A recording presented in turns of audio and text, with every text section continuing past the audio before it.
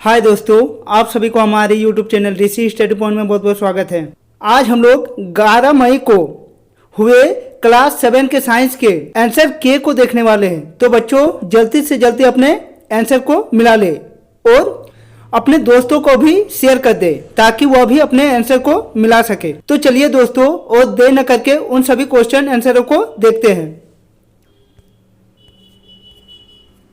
हमारा पहला क्वेश्चन था कि नर और मादा युग्मक के युग्मन का प्रक्रम कहलाता है। पहला ऑप्शन था निषेचन, दूसरा ऑप्शन था परागकण, तीसरा ऑप्शन था जनन और चौथा ऑप्शन था बीज निर्माण। तो इस सवाल का सही जवाब होता ऑप्शन नंबर 1 निषेचन। हमारा अगला क्वेश्चन था कि इनमें से क्या ऊष्मारोधी हैं। पहला ऑप्शन था लोहा, दूसरा ऑप्शन था सोना, तीसरा ऑप्शन था चांदी और चौथा ऑप्शन था प्लास्टिक।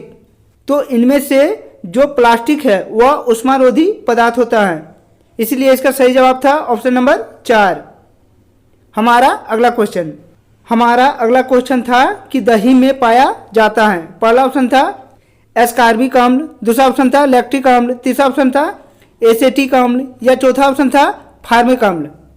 तो दही में लैक्टिक अम्ल पाया जाता है, इसीलिए इसका सही जवाब था ऑप्शन नंबर 2 लैक्टिक अम्ल। हमारा अगला क्वेश्चन था कि अगर किसी वस्तु को समतल दर्पण से 10 सेंटीमीटर की दूरी पर रखा जाए तो प्रतिबिंब दर्पण से कितना दूरी पर बनेगा। तो इसका सही जवाब था ऑप्शन नंबर 3 10 सेंटीमीटर। हमारा अगला क्वेश्चन था कि निम्नलिखित में से कौन सा कथन सही नहीं है।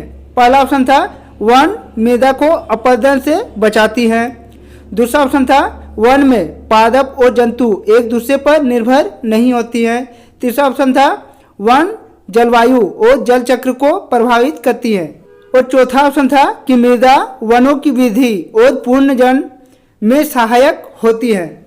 तो इनमें से जो कथन 2 है वह कथन गलत है, इसीलिए इसका सही जवाब था ऑप्शन नंबर 2। हमारा अगला क्वेश्चन था कि रक्त का थक्का बनना किस कोशिका की उपस्थिति के कारण होती है। पहला ऑप्शन था लाल रक्त कोशिका, दूसरा ऑप्शन था श्वेत रक्त कोशिका, तीसरा ऑप्शन था पट्टिकाणु या चौथा ऑप्शन था इनमें से कोई नहीं। तो इस सवाल का सही जवाब था ऑप्शन नंबर 3 पट्टिकाणु। हमारा अगला क्वेश्चन था कि किससे बड़े साइज का आभासी प्रतिबिंब बनाया जा सकता है। पहला ऑप्शन था अवतल दर्पण, दूसरा ऑप्शन था उत्तल दर्पण, तीसरा ऑप्शन था अवतल लेंस या चौथा ऑप्शन था समतल दर्पण। तो इस सवाल का सही जवाब था ऑप्शन नंबर 1 अवतल दर्पण। हमारा अगला क्वेश्चन था कि परिपक्व होने पर अंडाशय विकसित हो जाता है। पहला ऑप्शन था बीज में, दूसरा ऑप्शन था पुंकेसर में, तीसरा ऑप्शन था स्त्रीकेसर में या चौथा ऑप्शन था फल में। तो इसका सही जवाब था ऑप्शन नंबर 4 फल में। हमारा अगला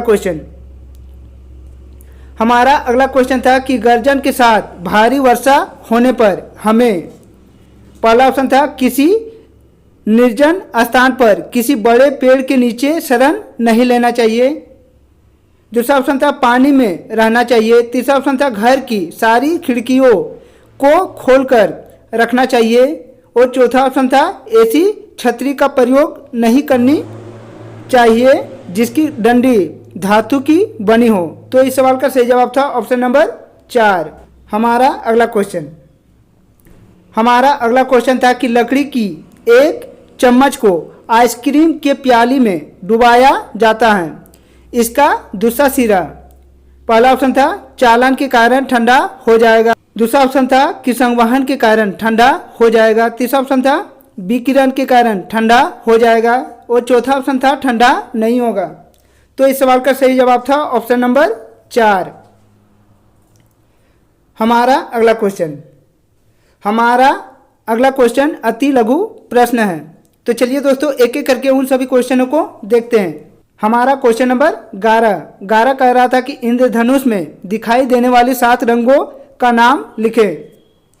तो इसका सही जवाब था कि इंद्रधनुष में दिखाई देने वाले 7 रंगों के नाम जैसे लाल, नारंगी, पीला, हरा, नीला, जामुनी, बैंगनी आदि। हमारा अगला क्वेश्चन था कि किन्हीं दो सूचकों का नाम लिखिए। तो इसका सही जवाब था कि प्राकृतिक में पाया जाने वाला दो सूचक जैसे लिटमस पत्र और हल्दी। हमारा अगला क्वेश्चन था कि ऐसी 5 पदार्थों के नाम बताइए जिन्हें हम वनों से प्राप्त करते हैं। तो इसका सही जवाब था कि वनों से प्राप्त होने वाले 5 उत्पाद जैसे गोंद, तेल, मसाले, जंतुओं का चारा और जड़ी बूटी। हमारा अगला क्वेश्चन था कि डॉक्टरी थर्मामीटर का पारस कितना होता है। तो इसका सही जवाब था कि डॉक्टरी थर्मामीटर का पारस 35 डिग्री सेल्सियस से 42 डिग्री सेल्सियस होती है। हमारा अगला क्वेश्चन था कि ऐसी 2 भूमिगत तने का नाम लिखिए जिनमें कायिक जनन होती हैं। तो इसका सही जवाब था कि आलू और प्याज ऐसी 2 भूमिगत तने हैं जिनमें कायिक जनन होती हैं। हमारा अगला क्वेश्चन था कि अति अम्लता या गले में जलन से पीड़ित व्यक्ति प्रति अम्ल की गोली क्यों लेता है। तो इसका सही जवाब था कि अति अम्लता या गले में जलन के दौरान हमारे पेट में अत्यधिक अम्ल उत्पन्न हो जाती है। एक प्रति अम्ल में क्षारक होता है। यह क्षारक अत्यधिक अम्ल के साथ मिलती हैं और उसके प्रभाव को उदासीन कर देती हैं और हमें आराम मिल जाता है। हमारा अगला क्वेश्चन था कि चींटी काटती है तो त्वचा में खाने वाला सोडा क्यों लगाते हैं। तो इसका सही जवाब था कि चींटी के डंक में फॉर्मिक अम्ल होता है। जब चींटी काटती है तब त्वचा में चींटी फॉर्मिक अम्ल को डाल देता है। फॉर्मिक अम्ल के प्रभाव को खाने वाला सोडा मलकर उदासीन किया जा सकता है जिसमें जिंक कार्बोनेट होता है। हमारा अगला क्वेश्चन था कि रोगी वाहनों पर एम्बुलेंस शब्द उल्टा क्यों लिखा होता है। तो इसका सही जवाब था कि वाहनों के पार्श्व दृश्य दर्पण में समतल दर्पण का उपयोग किया जाता है। चूंकि समतल दर्पण द्वारा बना प्रतिबिंब में बीम का बायां भाग प्रतिबिंब के दक्षिणी भाग की तरफ तथा बीम का दक्षिणी भाग प्रतिबिंब के बाएं भाग की तरफ दिखाई देता है।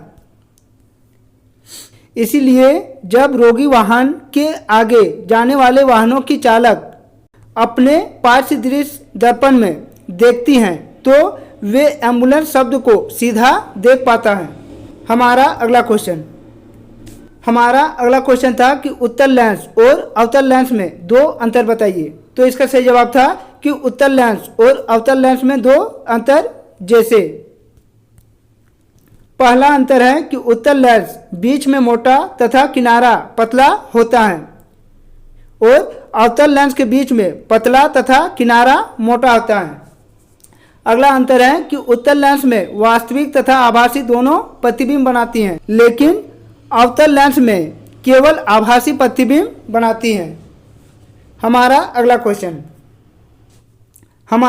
क्वेश्चन था कि तापमापी में पारा का प्रयोग क्यों किया जाता है। तो इसका सही जवाब था कि तापमापी में पारा का उपयोग निम्नलिखित कारणों से किया जाता है। पहला कारण है कि पारा कांच की नली को गीला नहीं करता है। दूसरा कारण है कि पारा का प्रसार प्रत्येक ताप पर एक समान होता है। तीसरा कारण है कि पारा ऊष्मा का सुचालक होता है। चौथा कारण है कि पारा का हिमांक -30 डिग्री सेल्सियस एवं क्वथनांक 356 डिग्री सेल्सियस होता है। अतः यह ताप की लंबी पारस में कार्य कर सकती है। तीसरा कारण है कि यह सरलता से शुद्ध अवस्था में मिल जाता है। हमारा अगला क्वेश्चन एक मिलान क्वेश्चन था, तो चलिए इसे हम लोग मिलाते हैं। यह इस प्रकार होता है कि गीजर विद्युत धारा का ऊष्मीय प्रभाव होता है। विद्युत घंटी विद्युत धारा का चुंबकीय प्रभाव से कार्य करती हैं। अगला था फ्यूज, तो फ्यूज कम गलनांक के पदार्थ हैं। अगला था विद्युत धारा का प्रवाह, तो विद्युत धारा का प्रवाह बंद परिपथ में होती है। अगला था दो सेलों का संयोजन, तो यह बैटरी कहलाता है। हमारा अगला क्वेश्चन था कि किसी पुष्प का चित्र बनाकर उसमें जनन अंगों का नामांकित कीजिए। तो आप लोगों को इस तरह एक चित्र बनाना था और नामकरण इस प्रकार करना था। तो दोस्तों आप लोग कितने क्वेश्चनों को सही बनाए हैं कमेंट बॉक्स में कमेंट कर सकते हैं। तो चलिए दोस्तों और एक नए वीडियो के साथ फिर मिलते हैं, तब तक के लिए बाय।